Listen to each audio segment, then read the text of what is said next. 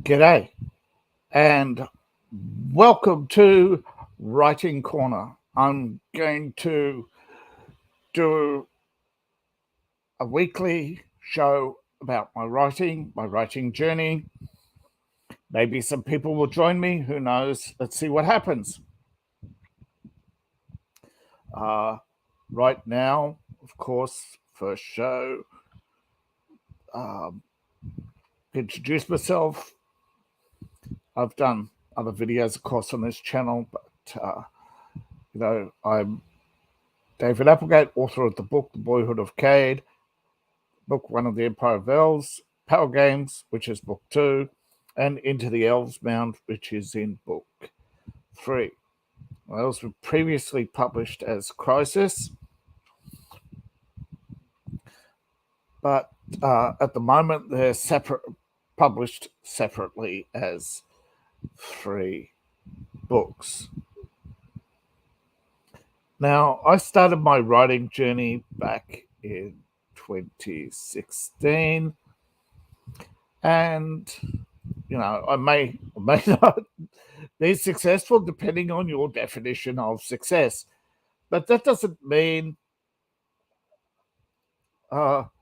we all have something to share, and we all have something to learn off each other, and hopefully along the way I'll be able to give you some tips, etc., and hopefully learn off you as well, because I'm always looking to improve, always looking to hone my craft. I love writing. Actually, I enjoy myself to the point where, I love creating. I create all sorts of stuff all the time, but sometimes I feel like I don't have the time. And I think one of the first skills, of course, as a writer, you have to time management.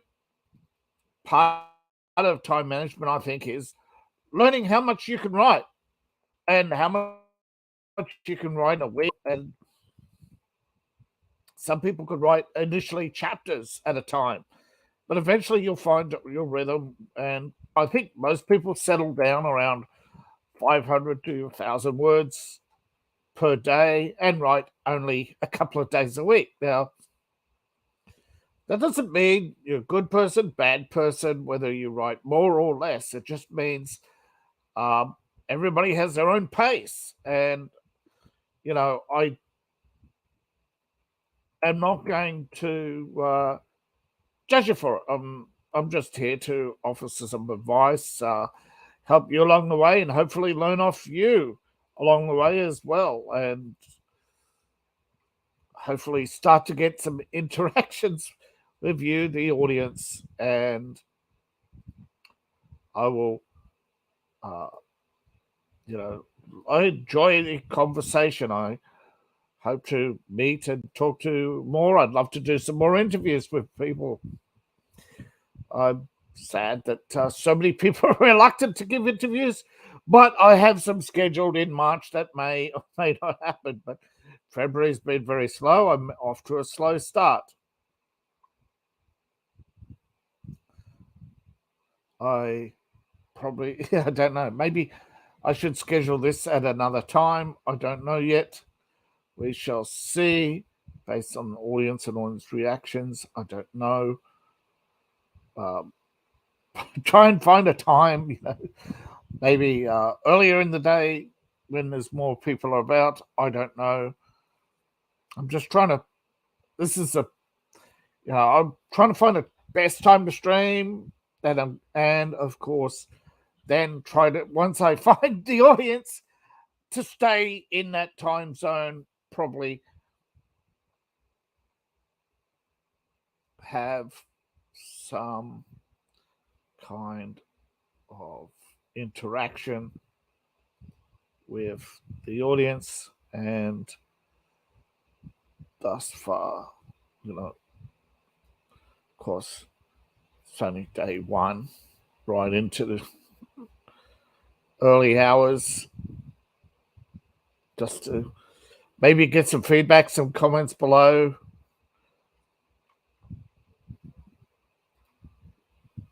And see where we're at. And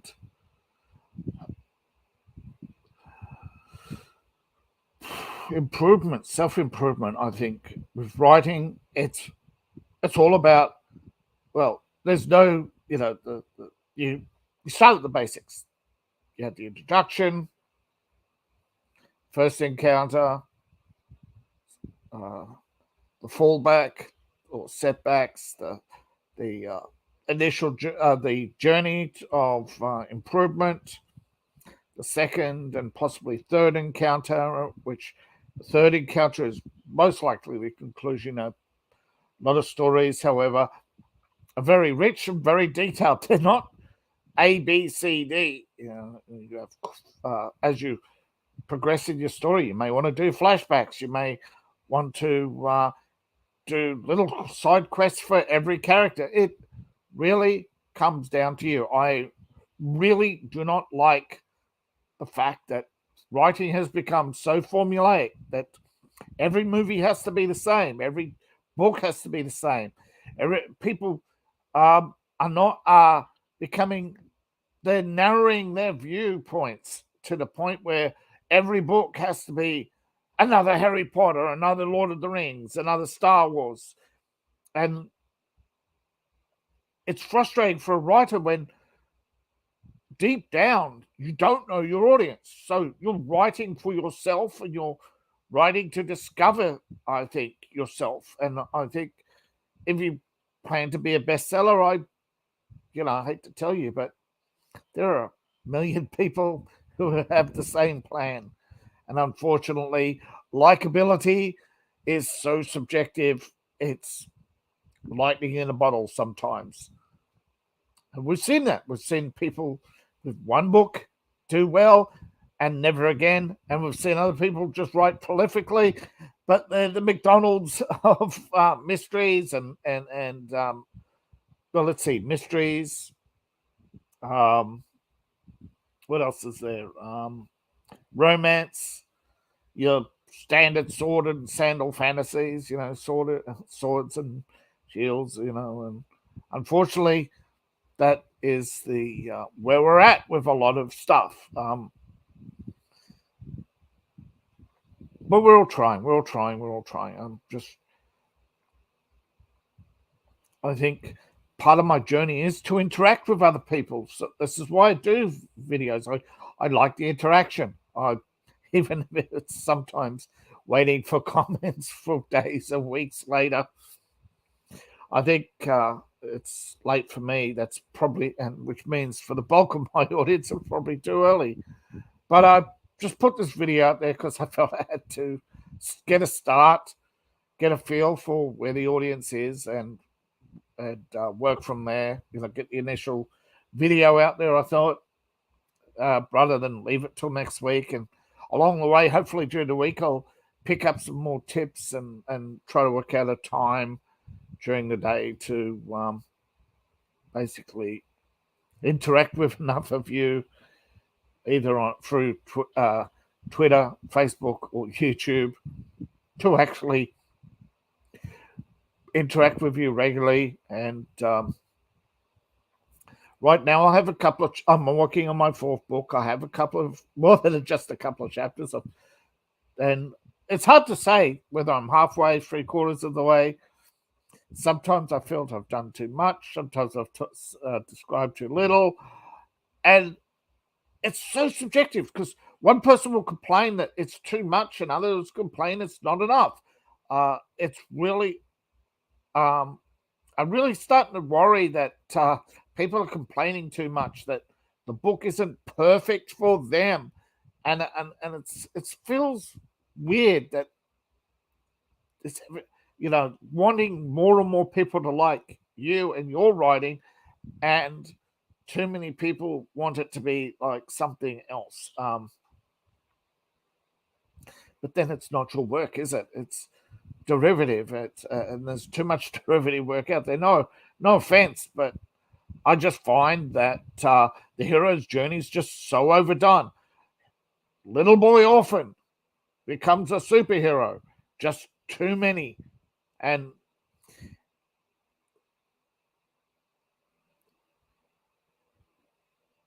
I want to write for, I think, initially for myself. But having a few people like my writing, yes, I published and haven't looked back. I self-published and haven't looked back. I've had to ward off scammers every day, sometimes every week, email after email. Hey, give us money and we'll market your book. Give us money and we'll print your book. And you never see a cent again. It's starting to be so predictable that every week, there's these companies open and close their doors so regularly, and they change their company name. Some of them, you just look through and they're in the same suite under a new name, and they got the same derivative websites, and it's just so damn scary.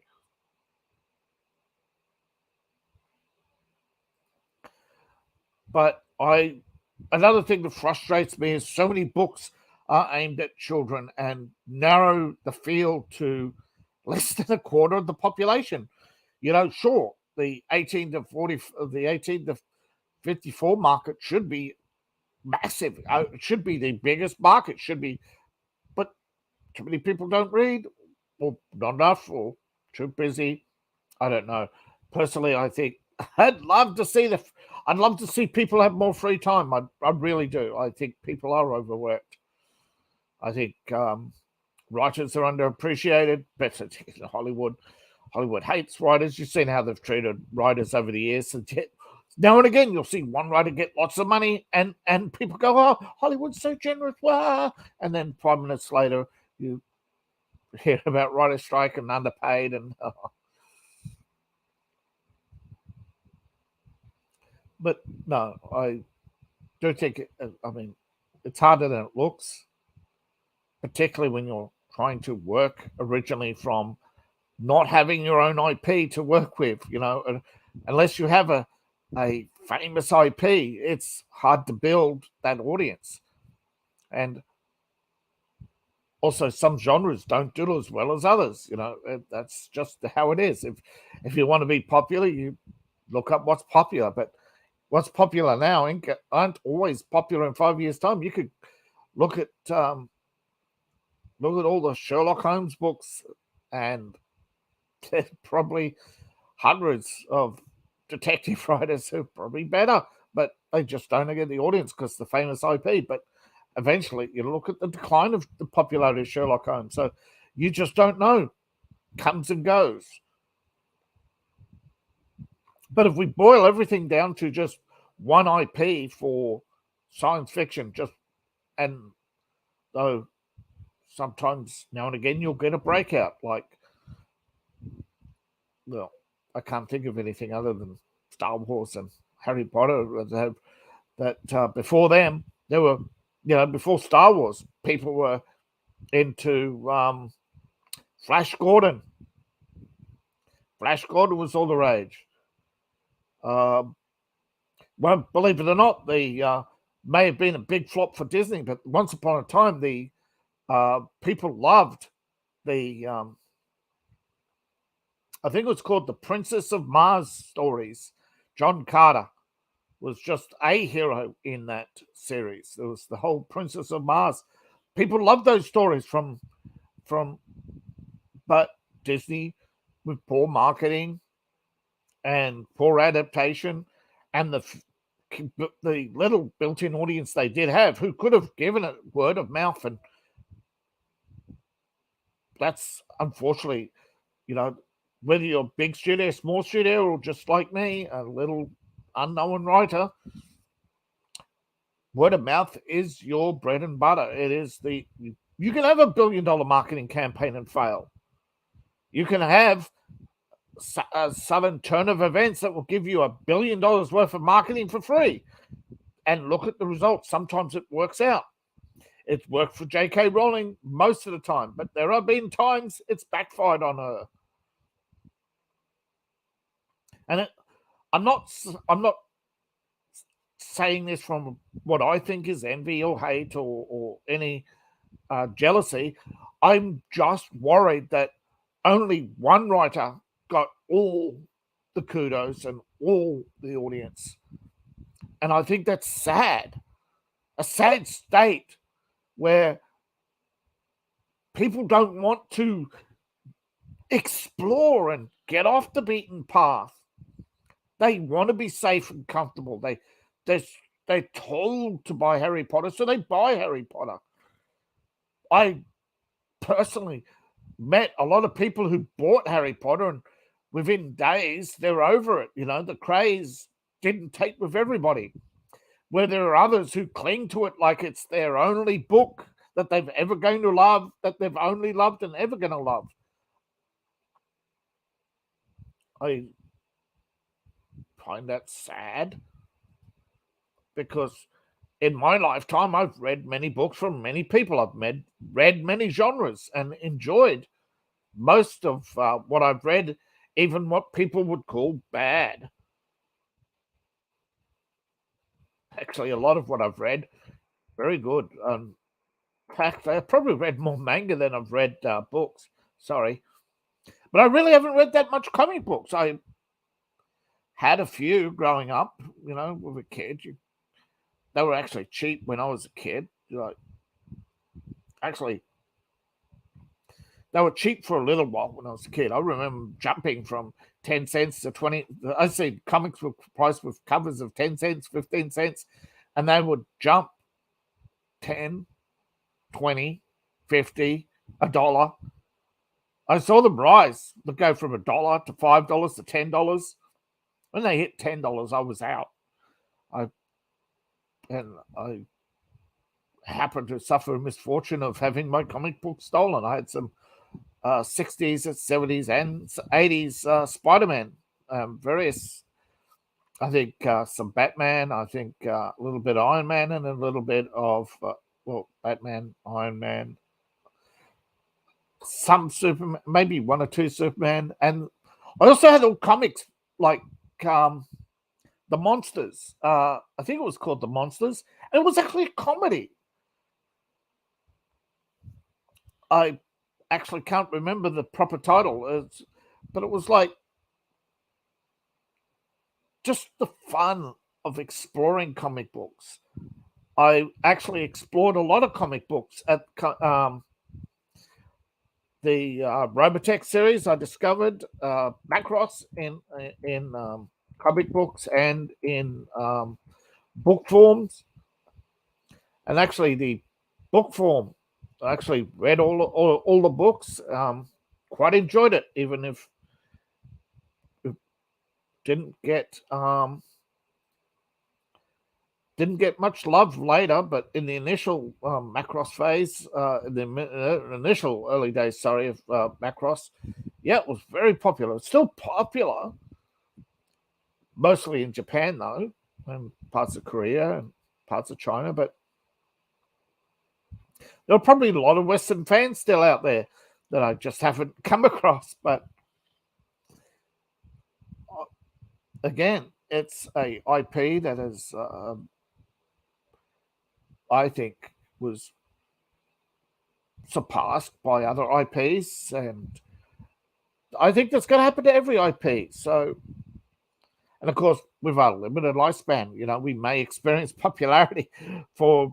It depends when you start in your career, for anywhere from 15 to 20 years. I don't think many writers have experienced long-term popularity. And those who have, unfortunately, haven't made $1 billion like some people have. And again, look at the damage done to paying somebody $1 billion for an IP that only generated $8 billion in revenue at the time. I think it's gone on to only make $20 billion in revenue. And look at the cost. Look at the cost of the company. You can't always judge success by how much is paid. I mean, because the satisfaction, the rise and fall, I think success ultimately comes down to how you feel and how you perceive yourself. And I think there's things money can't buy, and hopefully, as writers, since most aren't even going to make more than a few $1,000s, which is quite unfortunate, but that's the high cost of books. Most of what you buy to a book does not go to the author. Most of it goes to the publisher. And until there is such a thing as artist rights and a fair, I mean, we don't have a fair market, and there's no arbitrator to protect your rights. You think the courts protect you? I'm sorry. Half the time you go to law, they tell you to get a lawyer. And if you're not only making a few dollars, well, you're out of luck.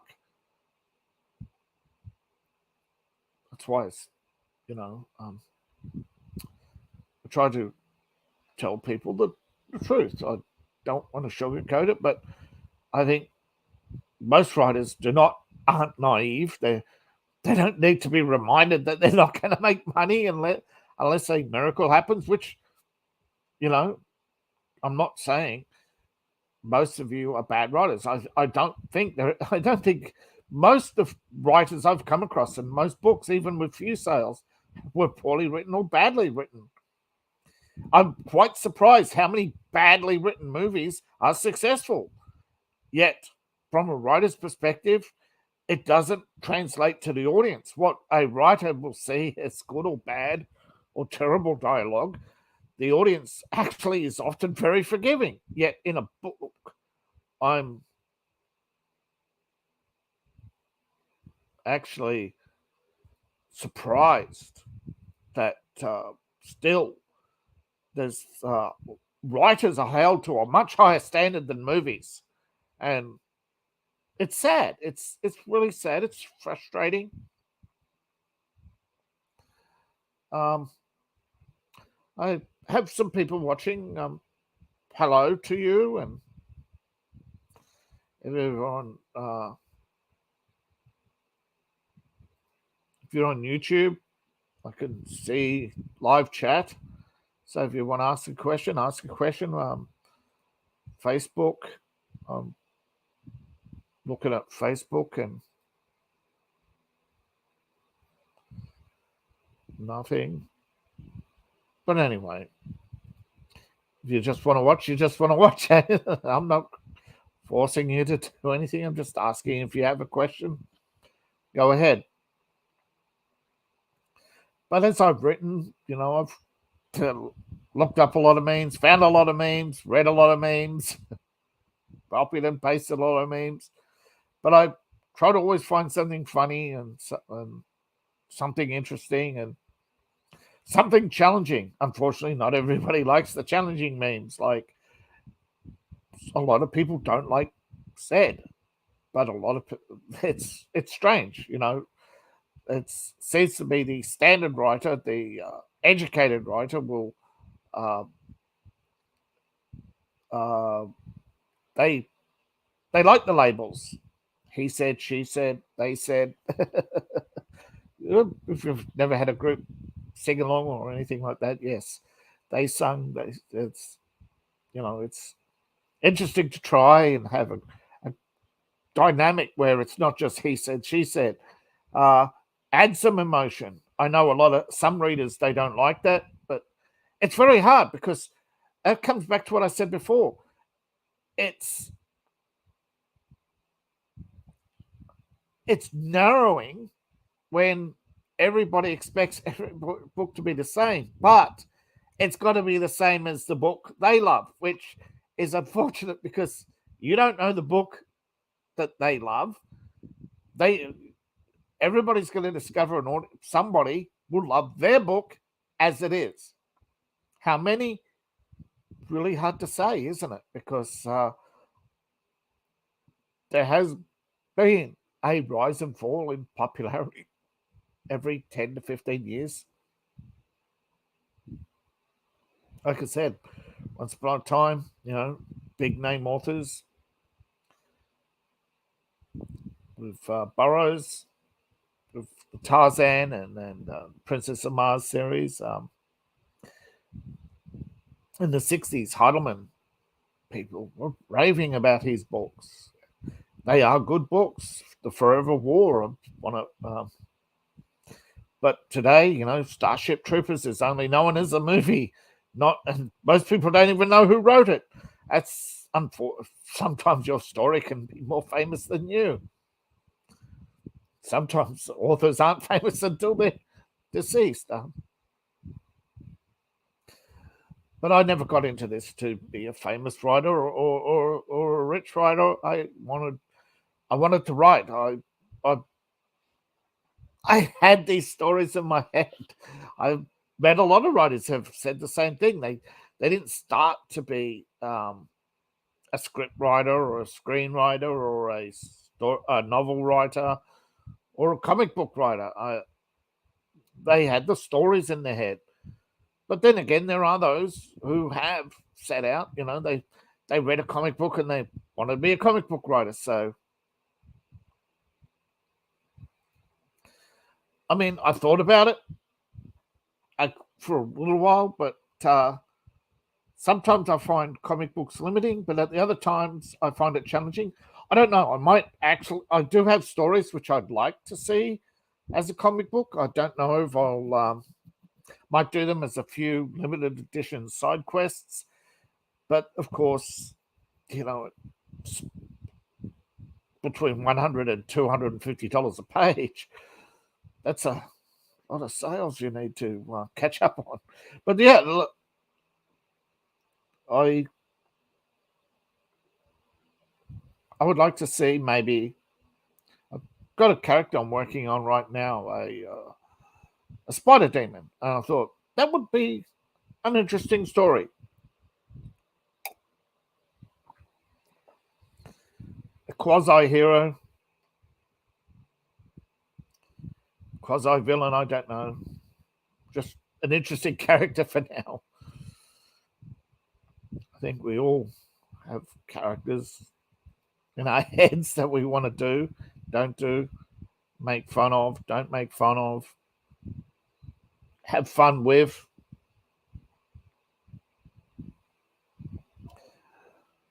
So I'll leave you with the thoughts that I guess it'd just be nice if people weren't stuck on a particular style that stories have to meet. And hopefully people come to appreciate that I have my own style and that you have your own style and other writers have their own style. And it'd just be more interesting, I think, from having read so many different books by so many different people. The James Bond books, the Heidelman, the Dune series. You don't need every hero to be an orphan. You don't need every hero to be. I mean, I think the idea of the 6'6", blonde hair, blue eyed hero was very popular in the 30s. What drove me to write my first books? Yeah, I've always had a fascination with elves, and when I started writing back in 2016, it was I'd gone through a difficult period in my life, so to cope with the troubles and traumas I was going through, I wrote and wrote and wrote, and eventually, yeah, I just wrote some more, and eventually, I think after about 2 years of writing, started to actually get the story in my head, and I had a lot of material, which was way more than my first book. After I finished editing, I showed my book around to a few people. People liked it.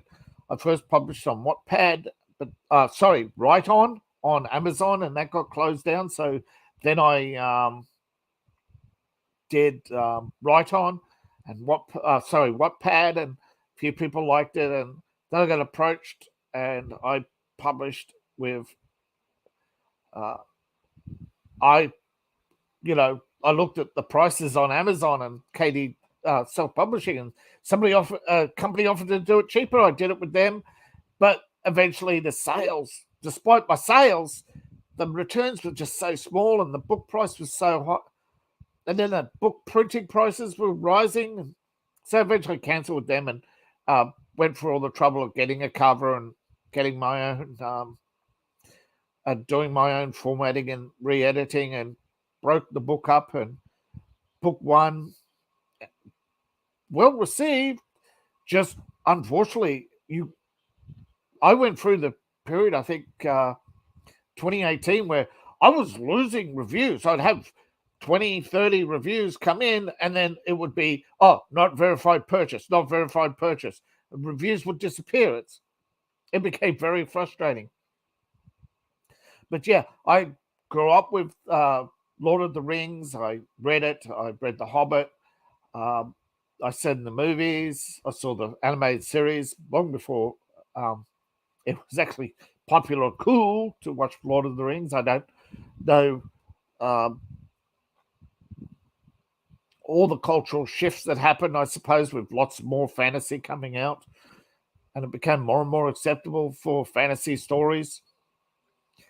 But yeah, I just had these stories in my head, and I wanted to write them. But I just didn't like the standard hero's journey. I thought it was played to death. I thought it was so cliche.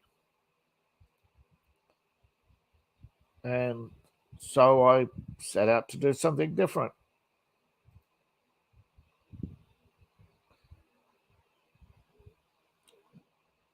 Hope that answers your question, John.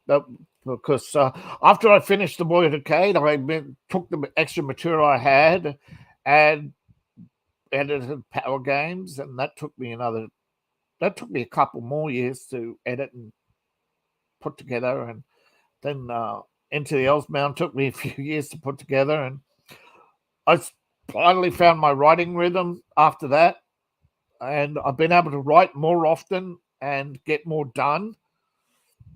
There's I have a Patreon where my current book is in development. We get to see behind the scenes and what I do, and I use some of the money I raise to get artwork done of the characters and creatures. I produce material for RPG. That's actually where I actually started writing as a kid for RPGs, producing RPG material.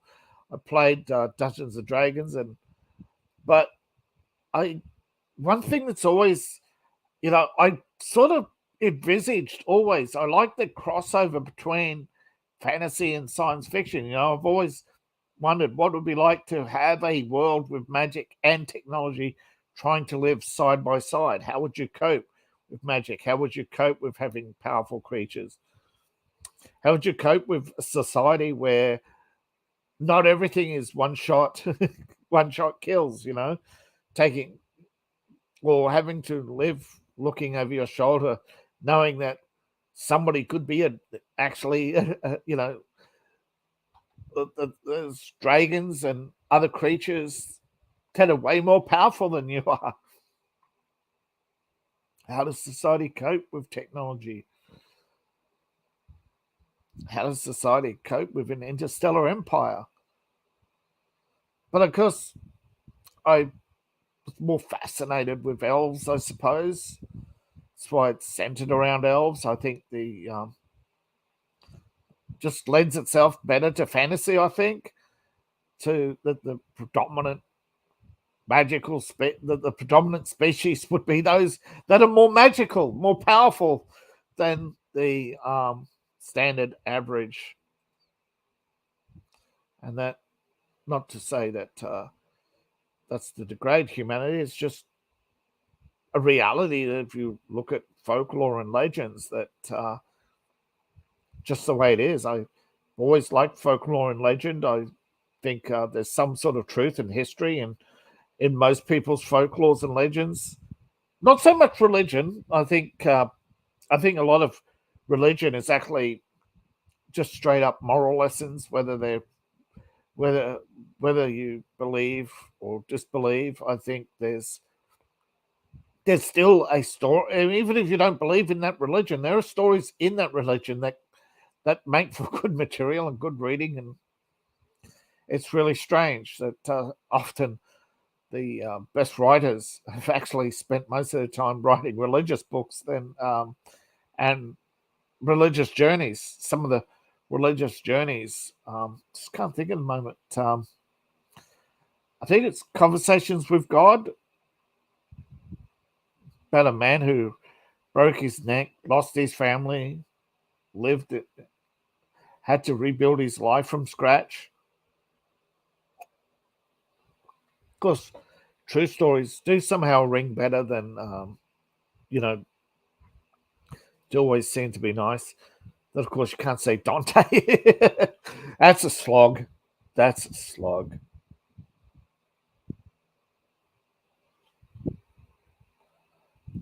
So,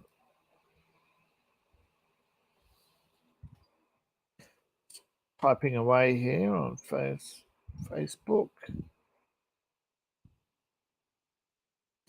Say hi to people there on Facebook. Because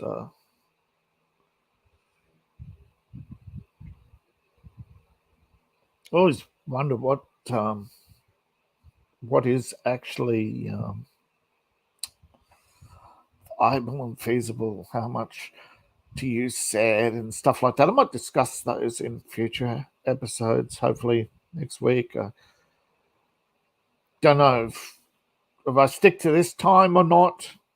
During the week, hopefully I'll get more feedback on what time, work out what time more people are active. Right now, despite the fact, I don't know why my screen is shaking.